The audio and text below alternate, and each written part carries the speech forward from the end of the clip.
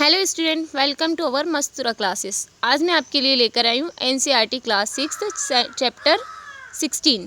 तो जो हमारा चैप्टर 16 है उसका नाम क्या है? कचरा संग्रहण एवं निपटान। हम देखते हैं कि कचरे को हम कैसे संग्रहित करते हैं और उसका निपटान हम कैसे करते हैं। तो आज हम यहाँ पर देखते हैं, सबसे पहले हम अपने घरों, विद्यालयों, दुकानों एवं कार्यालयों से प्रतिदिन अधिक मात्रा में कूड़ा कचरा बाहर फेंकते हैं। अनाज, दालें, बिस्कुट, दूध अथवा तेल जिन्हें हम दुकानों से खरीदते हैं, प्रिया प्लास्टिक की थैलियों अथवा टीनों में पैक होते हैं। पैकिंग की ये सभी वस्तुएं कचरे में फेंक दी जाती है। कभी कभी हम कुछ ऐसी वस्तुएं भी खरीद लेते हैं जिनका वास्तव में बहुत कम उपयोग होता है और प्रिया हम उन्हें कचरे में फेंक देते हैं।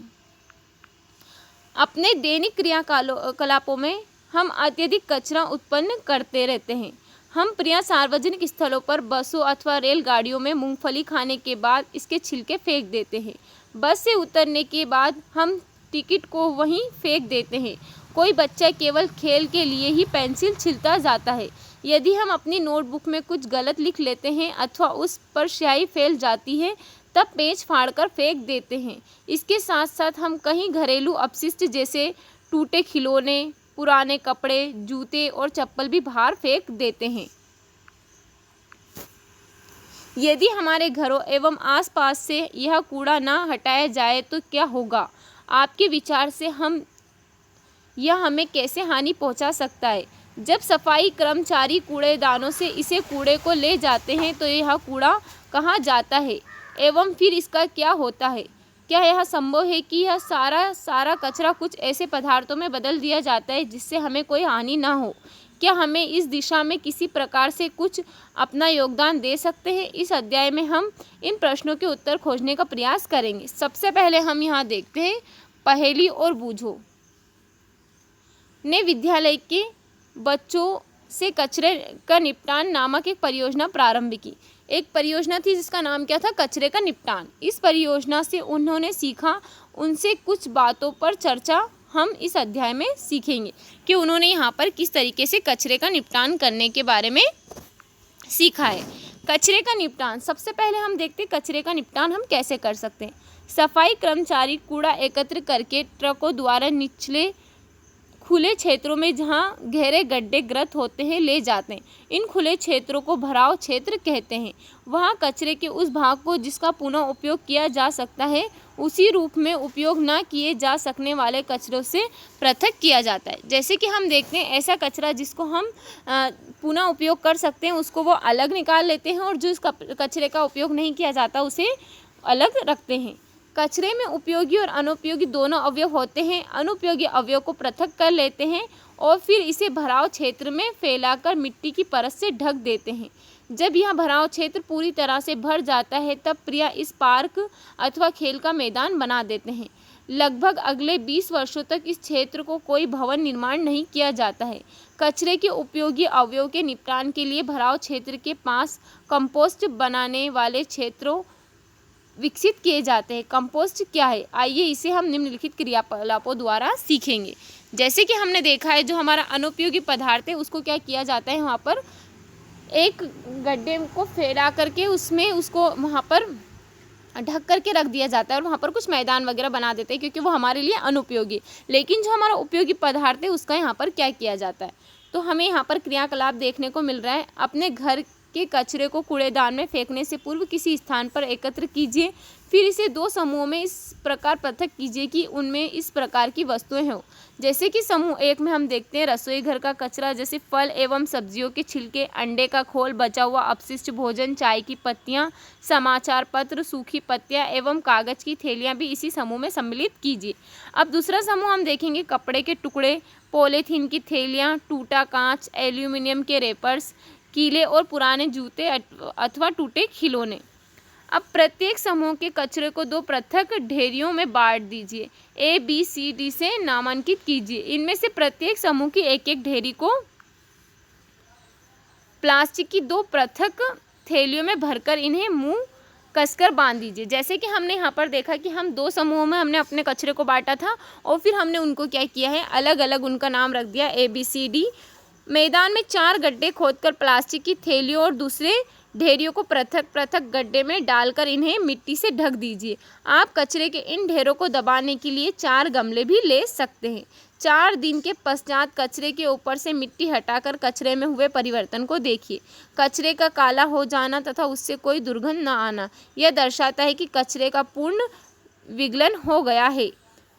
इसे पुनः मिट्टी से ढक दीजिए। इसी प्रकार 2-2 दिनों के अंतर पर इनका अवलोकन करके अपने प्रेक्षणों को सुझाएं और अपने नोटबुक में इसे नोट करते रहें।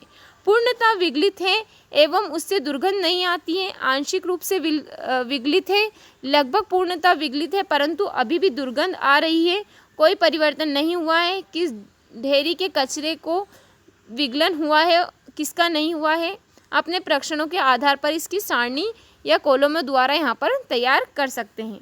अब हमें यहाँ पर दिखाई दे रहा है, ये हमने जो हमारे कचरों की ढेरियों में क्या परिवर्तन हुआ हम यहाँ पर देख सकते हैं। कचरे के ढेरों के नाम हमने लिखे थे ABCD, उनके दिन है यहाँ पर 4 दिन, 6 दिन, 2 सप्ताह, 4 सप्ताह। हम उसमें यहाँ पर जो परिवर्तन हुए हम उस सारणी में यहाँ पर लिख सकते हैं। यदि आपने कुछ और प्रेक्षण भी किए हो तो उन्हें भी अपनी नोटबुक में लिखना ना भूलें। जो कचरे विगलित नहीं हो पाया है उसे जलाइए अथवा फेंकिए नहीं। यदि कचरा पूर्णतः विगलित हो गया हो और उससे कोई दुर्गंध नहीं आ रही है तो उसे मृदा में मिला दें जिसमें आप अपनी पसंद के पौधे उगाते हैं या आपके पौधों को आवश्यक पोषक प्रदान करेगा। आपने इस क्रियाकलाप में यह प्रेक्षण किया होगा कि कचरे की कुछ चीज़ें विगलित होती है जिनसे खाद बनती है जिसका प्रयोग पौधों के लिए किया जाता है। कुछ पदार्थों को विगलित और खाद्य में परिवर्तित होने की प्रक्रिया को कंपोस्टिंग कहते हैं। कंपोस्टिंग ऐसे होते हैं जो विगलित हो जाते हैं। कुछ शहरों द्वारा तथा नगरों में नगर पालिकाओं द्वारा जो कचरा है एकत्र किया जाता है वो पृथक पृथक कूड़ेदान में प्रदान करते हैं। प्रिया, एक रंग नीला और दूसरा रंग हरा होता है। नीले कूड़ेदान में पुनः उपयोग किए जाने वाले पदार्थ जैसे प्लास्टिक, धातुएं तथा कांच का क्या आपने यहाँ ध्यान दिया है कि ये वही पदार्थ हैं जो कूड़े के ढेर में विगलित नहीं हुए हैं। हरे कूड़ेदान में रसोई तथा अन्य पादप जंतुओं से अपशिष्ट को एकत्र किया जाता है। आपने यह नोट किया होगा कि इस प्रकार के अपशिष्ट मिट्टी में दबाने से पूर्णतः विगलित हो जाते हैं। अब तो आप समझ ही गए होंगे कि क्रियाकलाप 1 में किए अनुसार कचरे को फेंकने से पहले उसे 2 समूहों में पृथक करना क्यों आवश्यक है। हमने यहाँ पर देख लिया है कि हमें इस कचरे को 2 में अलग अलग करने की क्यों आवश्यकता होती है। क्या आपने सड़कों के किनारे सूखी पत्तियों के कचरे के ढेर देखे हैं? बहुधा इन्हें जला देते हैं। प्रिया, किसान भी कटाई के पश्चात खेतों से सूखी पत्तियां, फसली पादपों के अपशिष्ट तथा भूसे जैसे अपशिष्ट को जलाते रहते हैं। इन्हें जलाने पर स्वास्थ्य के लिए हानिकारक गैसों तथा धुआं उत्पन्न होता है।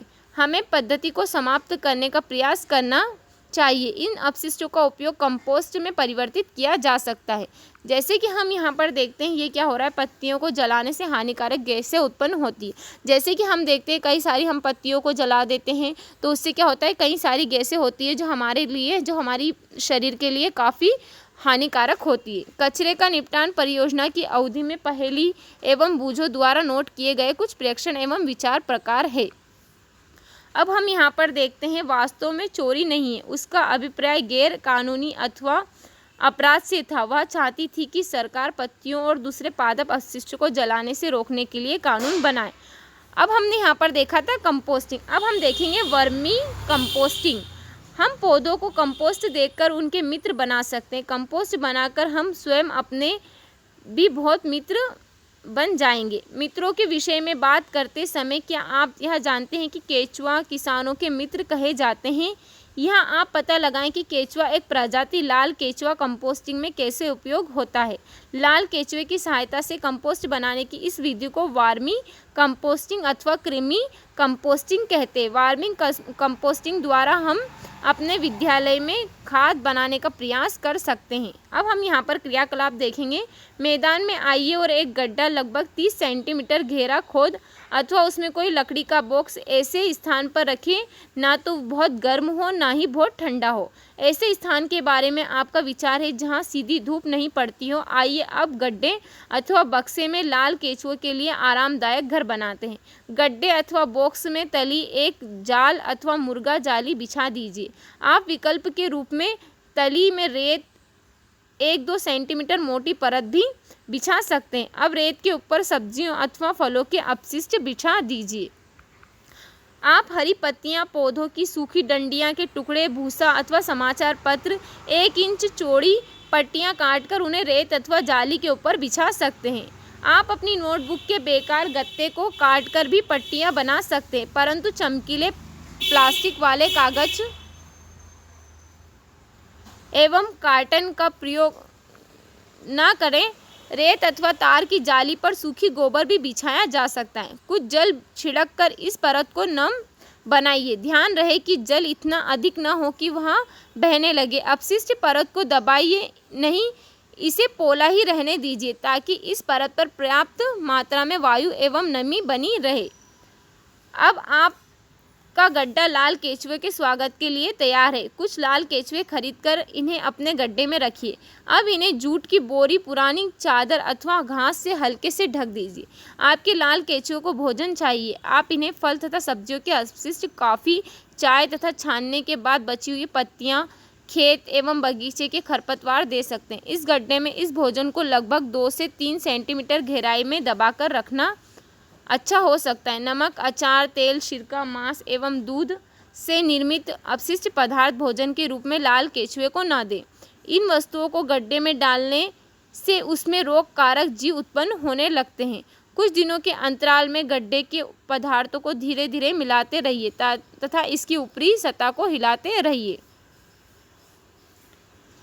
लाल केचुओं के दांत नहीं होते। इनमें एक विशेष संरचना होती है जिसे गिजार्ड कहते हैं, जो भोजन को पीसने में इसकी सहायता करता है। यदि आप अंडे के छिलके अथवा समुद्री शंख शीपी का चूरा आहार के साथ मिला देंगे तो आहार के साथ कृमि गिजार्ड में पहुंच जाता है और भोजन को पीसने में उसकी सहायता करता है। कोई लाल कृत्रिम एक दिन में अपने शरीर के भार के बराबर आहार खा सकता है।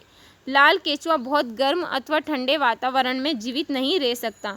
उन्हें अपने आसपास नमी की आवश्यकता होती है। यदि आप अपने केचुए की भली भांति देखभाल करते हैं तो 1 मास में उनकी संख्या दुगनी हो जाएगी।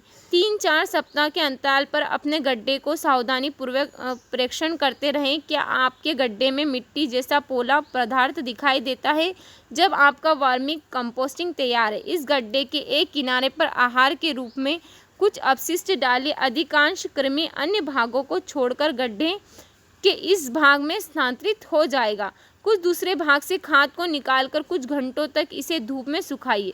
आपका वर्मी कंपोस्ट प्रयोग के लिए तैयार है। अब हम यहाँ पर जैसे कि हम देख रहे हैं, हमने यहाँ पर ये गड्ढा था, इस गड्ढे में हमने यहाँ पर कुछ खाद्य पदार्थ डाला था। गड्ढे के इस बचे भाग में अधिकांश कृमि हैं। आप इनका उपयोग और अधिक कंपोस्ट बनाने में कर सकते हैं अथवा आप इन्हें किसी कंपोस्ट बनाने वाले को बांट सकते हैं। हम यहाँ पर देखते हैं जो हमें यहाँ पर क्या दिखाई दे रही है, हमें यहाँ पर खाद प्राप्त हो गई है। इस उत्तम वार्मिंग कंपोस्ट खाद को आप अपने गमलों, बगीचों एवं खेतों में डाल सकते हैं। यह अपशिष्ट से सर्वोत्तम प्राप्त करने जैसा नहीं है। आप में से जिनके पास बड़े बड़े खेत हैं वे बड़े गड्ढे को वार्मिंग कंपोस्ट बनाकर परीक्षण कर सकते हैं। इससे आपके बहुत से धन की बचत होगी जो आप महंगे रासायनिक उर्वरक एवं खाद खरीदने के लिए खर्च करते हैं। सोचिए फिर फेंकिए। अब हम यहाँ पर देखते हैं सोचेंगे और फिर फेंकेंगे। आपके विचार से हर दिन प्रत्येक घर से कितना कचरा फेंका जाता है, इसका अनुमान आप किसी बाल्टी को मात्रक के रूप में लेकर कर सकते हैं। अपने घर का कचरा एकत्र करने के लिए 5-10 लीटर की कोई बाल्टी लीजिए।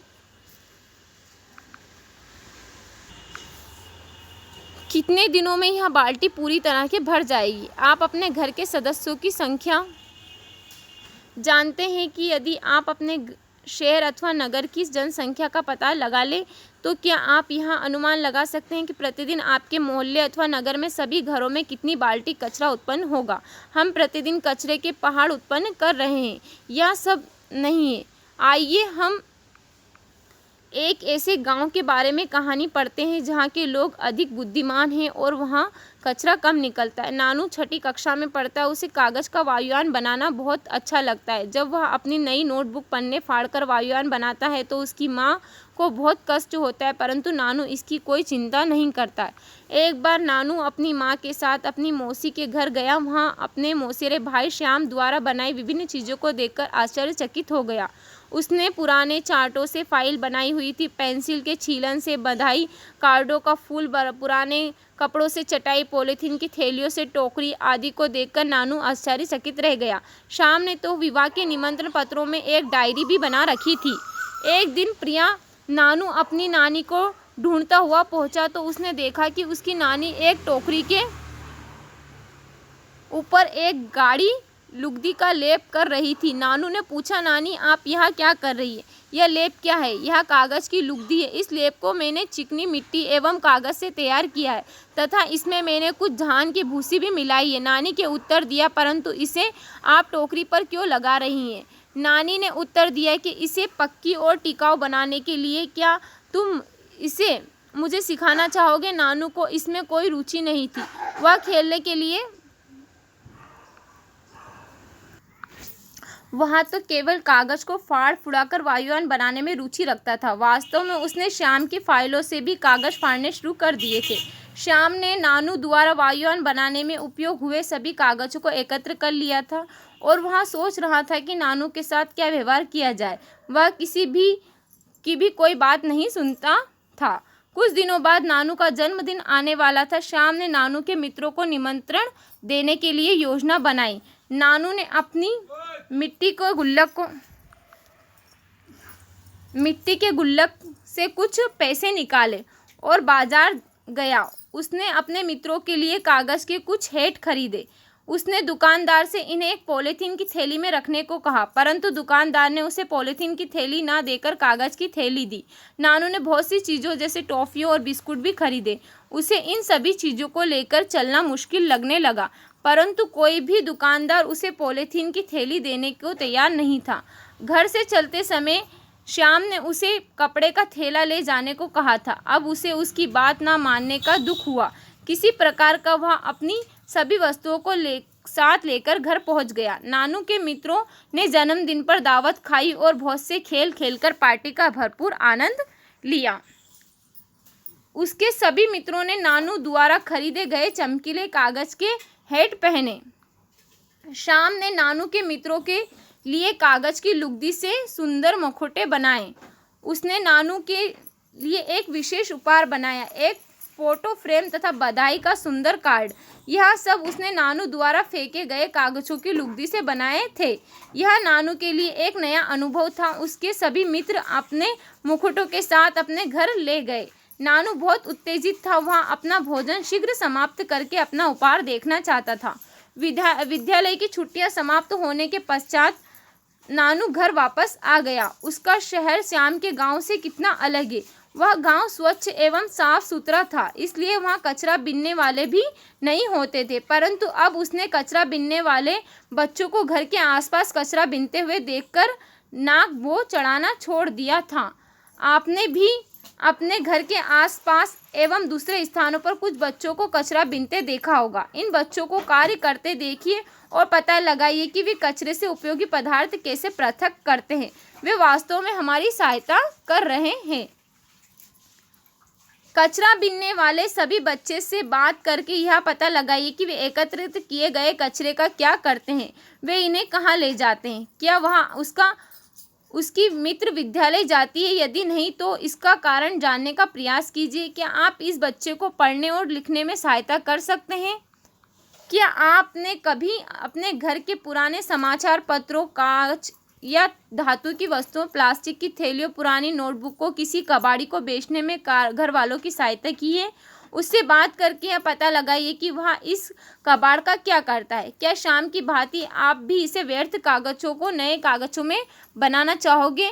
आइए अब इसे हम बनाना सीखेंगे कि कागज़ को हम पुनः कैसे कागज़ का कोई उपयोग कर सकते हैं। कागज़ का पुनः चक्रण। देखेंगे हम। इसके लिए आपके पुराने समाचार पत्र, पुराने लिफाफे, मैगजीन, पुरानी नोटबुक, पत्र एवं अन्य बेकार कागजों की आवश्यकता होगी। चमकदार एवं प्लास्टिक लेपित कागज का उपयोग मत कीजिए। इसके अतिरिक्त आपको तार की जाली फ्रेम भी चाहिए। फ्रेम के स्थान पर आप बड़ी आकार की छलनी भी ले सकते हैं। कागज के छोटे छोटे टुकड़ों में फाड़िए। अब हम यहाँ पर क्या करेंगे, कागज को छोटे छोटे टुकड़ों में फाड़ लेंगे। इन्हें एक बाल्टी अथवा टब में रखकर जल डालिए। कागज के टुकड़ों को जल में 1 दिन के लिए डुबाकर रहने दीजिए। अब इसे भीगे कागज को काटकर गाढ़ी लुगदी बनाइए। अब फ्रेम पर जड़ी जाली पर गीली लुगदी को फैलाइए। लुगदी की परत को यथासंभव एक समान बनाने के लिए फ्रेम को धीरे से ठोकिए।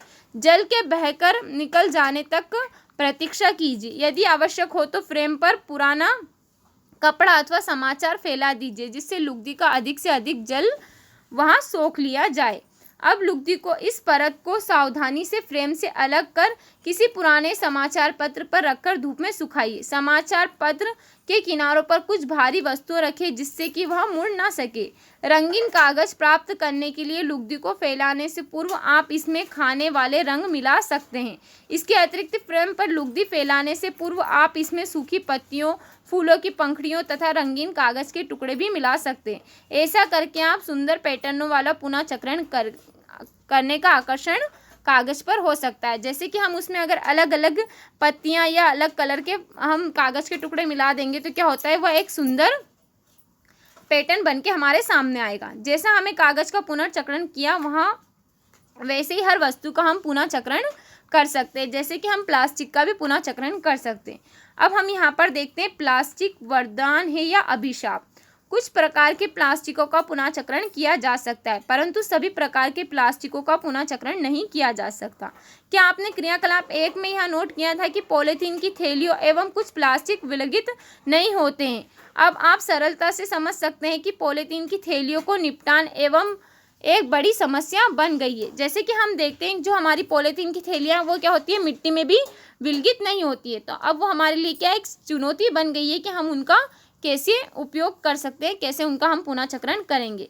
हमें प्लास्टिक के बिना अपने जीवन की कल्पना करना बहुत कठिन है। क्या आप प्लास्टिक से बनी कुछ ऐसी वस्तुओं के नामों की सूची बना सकते हैं जिन्हें आप उपयोग करते हैं, जैसे कि खिलौने, जूते, थैले, पेन, कंघे, दांत के ब्रश, बाल्टी, बोतल एवं जल पाइप। इन वस्तुओं की सूची बहुत लंबी है। क्या आप प्लास्टिक से बने बस, कार, रेडियो, टेलीविज़न, रेफ्रिजरेटर और स्कूटर के कुछ भागों के नाम बता सकते हैं। प्लास्टिक का उपयोग संभवतः स्वयं कोई विशेष समस्या उत्पन्न नहीं करता है। समस्या तब उत्पन्न होती है जब हम इसका अधिकाधिक उपयोग करते हैं तथा अपशिष्ट प्लास्टिक के निपटान से अनजान होकर उसकी उपेक्षा करते हैं। आज हमारे चारों ओर यही हो रहा है, यद्यपि हम इसके दुष्प्रभाव से परिचित हैं। फिर भी हो सकता है कि हम अपने दायित्व को समझ नहीं पा रहे हैं। हम प्रिय प्लास्टिक की थैलियों का उपयोग पके हुए भोजन के संग्रहण के लिए करते हैं। प्रिय ये थैलियाँ खाने की वस्तुओं को रखने योग्य नहीं होती है। इन थैलियों में पैक किए गए भोजन को खाना हमारे स्वास्थ्य के लिए हानिकारक हो सकता है। प्रिय दुकानदार प्लास्टिक की थैलियों का उपयोग करते हैं जिनका इससे पूर्व किसी अन्य कार्य में उपयोग हो चुका है। कभी कभी कचरा बीनने वालों द्वारा एकत्र की गई प्लास्टिक की थैलियों को धोकर भी उपयोग किया जाता है। इस प्रकार की पुनः चक्रण वाली प्लास्टिक की थैलियों में खाद्य पदार्थों को रखना बहुत ही हानिकारक हो सकता है। खाद्य पदार्थों के संग्रहण के लिए हमें इस कार्य के लिए अनुमोदित प्लास्टिक की थैलियों के लिए उपयोग के लिए आग्रह करनी चाहिए। सभी प्रकार के प्लास्टिक गर्म करने अथवा जलाने पर हानिकारक गैसें मुक्त करते हैं। ये गैसें बहुत सी स्वास्थ्य संबंधी समस्याएं उत्पन्न कर सकती है, जैसे कि इसमें कैंसर भी हो सकता है। सरकार ने प्लास्टिक के पुनः चक्रण के लिए आवश्यक दिशा निर्देश जारी किए हैं। आपने देखा होगा कि लोग प्रिय अपने घर के कचरे को प्लास्टिक की थैलियों में भरकर बाहर फेंक देते हैं। गली मोहल्ले के आवारा पशु भोजन की खोज में इन थैलियों को देखते हैं। प्रिय प्लास्टिक की थैली को भी निगल जाते हैं। कभी कभी तो इस कारण उनकी मृत्यु भी हो जाती है। सड़कों तथा अन्य स्थानों पर असावधानी पूर्वक फेंकी गई ये प्लास्टिक की थैलियाँ बहुधा बहकर नालों अथवा सीवर प्रणाली में पहुंच जाती है। फलस्वरूप नाले अवरुद्ध हो जाते हैं और गंदा जल सड़कों पर फैलने लगता है। भारी वर्षा के समय तो बाढ़ जैसी स्थिति उत्पन्न हो जाती है। प्लास्टिक का अंधाधुंध उपयोग अत्यधिक हानि पहुंचा सकता है। प्लास्टिक के अति उपयोग को न्यूनतम करने के लिए हम क्या कर सकते हैं तथा इसके कचरे के निपटान के लिए हम क्या करना चाहिए? हम प्लास्टिक की थैलियों का कम उपयोग करें। जहां संभव हो बिना किन्हीं दुष्प्रभाव के हम इन थैलियों का पुनः उपयोग करें। दुकानदारों से कागज़ के थैले उपयोग करने का आग्रह करें। खरीदारी के लिए बाजार जाते समय अपने घर से जूट का थैला लेकर जाएं। हम खाद्य पदार्थों के संग्रहण के लिए प्लास्टिक की थैलियों का उपयोग ना करें। हम उपयोग के पश्चात प्लास्टिक की थैलियों को इधर उधर ना फेंकें। हम प्लास्टिक की थैलियों और अन्य प्लास्टिक की वस्तुओं को कभी भी ना जलाएं। हम कचरे को प्लास्टिक की थैलियों में ना भरें और ना फेंकें। हम वर्मी कंपोस्टिंग का उपयोग रसोई के अपशिष्ट का विवेकपूर्ण निपटान के लिए करें। हम कागज़ को पुनः चक्रित करें। हम कागज़ के दोनों ओर लिखे रफ कार्य के लिए स्लेट का प्रयोग करें। अभ्यास पुस्तिका में बिना लिखे हुए कागज़ों को रफ कार्य के लिए उपयोग करें। हम अपने परिवार, मित्रों एवं अन्य व्यक्तियों के विभिन्न प्रकार के अपशिष्टों के निपटान के लिए उचित आचरणों का पालन करने के लिए प्रेरित करें। हमारे जानने और सोचने योग्य सबसे महत्वपूर्ण बात यह है कि हम जितना अधिक कचरा पैदा करेंगे उससे छुटकारा पाने में हमें उतनी ही अधिक कठिनाइयाँ होगी। जैसे कि हम जितनी अधिक पॉलीथीन का उपयोग करेंगे उतना ही हमारे लिए वो हानिकारक होगी और वो पशुओं के लिए भी काफ़ी हानिकारक है। अब हम यहाँ पर कुछ शब्द देखते हैं, जैसे कि हमने देखा अपशिष्ट, कचरा, भराव क्षेत्र, कंपोस्ट, वर्मी कंपोस्टिंग और पुनः चक्रण। हम इन शब्दों का बहुत ही अच्छे से हम यहाँ पर इस चैप्टर में समझ गए हैं। अब हम यहाँ पर सारांश देखते हैं। भराव क्षेत्र वह स्थान है जहाँ शहर अथवा नगर के कचरों को एकत्र करके बांटा जाता है। कालांतर में इस क्षेत्र में पार्क बना देते हैं। रसोई घर के अपशिष्ट सहित पौधे एवं जंतु अपशिष्ट को खाद्य में परिवर्तित करना कंपोस्टिंग कहलाता है। रसोई घर के कचरों को कृमि अथवा लाल केंचुए द्वारा कंपोस्ट में परिवर्तित करना वार्मिंग कंपोस्टिंग कहलाता है। कागज का पुनः चक्रण संभव है तथा पुनः चक्रण द्वारा बनाए गए कागज को उपयोगी चीजें बनाई जा सकती है। कंपोस्टिंग द्वारा प्लास्टिक को हम हानिकारक पदार्थों से परिवर्तित करना संभव नहीं है। हमें कम से कम अपशिष्ट उत्पन्न करने की आवश्यकता है। हमें अपने चारों ओर कचरे की बढ़ती मात्रा से निपटान के लिए उपाय खोजने चाहिए। ये इस हमारे चैप्टर का सारांश है। अब हमें यहाँ पर कुछ क्वेश्चंस दे रखे हैं, जैसे हमें दे रखा है लाल कछुए किस प्रकार कचरे को कंपोस्ट में परिवर्तित नहीं करते हैं। क्या आपने कंपोस्ट गड्ढे में लाल केंचुए से जो हमें अतिरिक्त किसी अन्य जीव को भी देखा है? यदि हाँ तो उसका नाम यहाँ पर जानने का प्रयास करें और चित्र बनाएं। क्या कचरे के निपटान में केवल सरकार का ही उत्तरदायित्व है? क्या कचरे के निपटान से संबंधित समस्याओं को कम करना संभव है? घर में बचे हुए भोजन को उपयोग क्या हो सकता है? यदि आपको एवं आपके मित्रों को किसी पार्टी में प्लास्टिक की प्लेट अथवा केले के पत्ते खाने का विकल्प दिया जाए तो क्या आप इसे चुनेंगे? विभिन्न प्रकार के कागज के टुकड़े एकत्र कीजिए। पता कीजिए कि इनमें से किसका पुनः चक्रण किया जा सकता है। लेंस की सहायता से कागजों के उन सभी टुकड़ों का प्रेक्षण कीजिए जिन्हें आप उपरोक्त प्रश्न के लिए एकत्र किया था। क्या आप कागज की नई शीट एवं पुनः चक्रित कागज की सामग्री में कोई अंतर देखते हैं? ये सारे क्वेश्चंस के आप आंसर मुझे कमेंट बॉक्स में कमेंट करेंगे। आपको हम यहाँ पर क्वेश्चन नंबर 5 दे रखा है। पैकिंग में उपयोग होने वाली विभिन्न प्रकार की वस्तुएं एकत्र कीजिए। इनमें से प्रत्येक का किस उद्देश्य के लिए उपयोग किया जाता है? समूह में चर्चा कीजिए। एक ऐसा उदाहरण दीजिए जिसमें पैकेजिंग की मात्रा कम की जाती है। पैकेजिंग से कचरा किस मात्रा में प्रकार बढ़ जाती है? इस विषय पर एक कहानी लिखिए। क्या आपके विचार में रासायनिक उर्वरक के स्थान पर अपेक्षाकृत कंपोस्ट का उपयोग उत्पन्न होता है? आप इन सारे क्वेश्चन के आंसर मुझे कमेंट बॉक्स में कमेंट करेंगे। आज के लिए इतना ही रखते हैं। उम्मीद है जो आज का हमारा चैप्टर है आपको अच्छा लगा। अगर आपको हमारा चैप्टर अच्छा लगा है तो इसी तरह के अपडेट के लिए हमारे चैनल को सब्सक्राइब करें और बेल आइकन को दबाना ना भूलें। Okay, thank you so much.